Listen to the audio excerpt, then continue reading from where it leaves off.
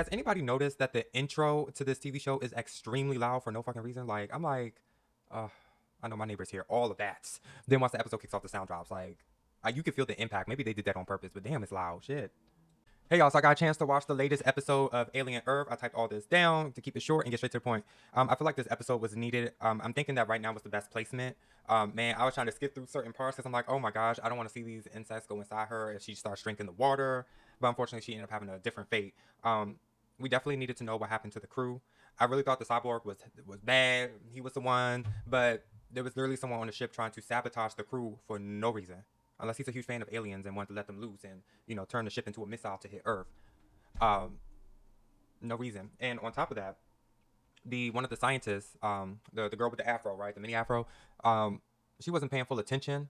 But I understand that she would have thought that the capsule was closed at the top. But the fact that it was small enough for the creature to just open it back up on theirself and was smart enough to know to drop, I guess, eggs or other versions of itself into the bottle of water is interesting. Now, me personally, I always check my bottle. Okay, regardless if I left in my car, left, came back, I always check my bottle. Okay, because shit like this, man, that shit is in my head. Oh my gosh, that scene. And then when I saw that the dude drunk it, oh my gosh. Then it was crawling inside of his intestines. Like, ooh, I hope I do not have nightmares tonight.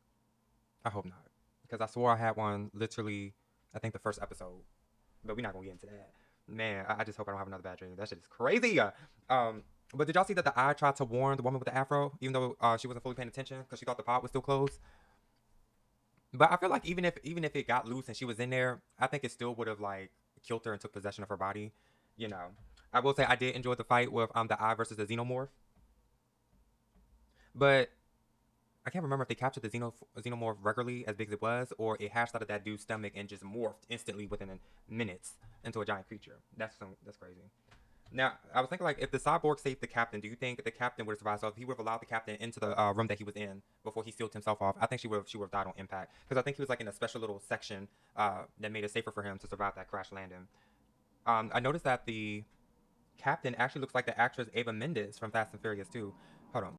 My bad. For some odd reason, we usually don't have a plane that loud nearby. I'm like, damn, do I need to? I said, you know what? I'm not about to raise my voice. I'm going to just let it go lands. And then I'm going to resume talking. What the hell? I hope nothing happened.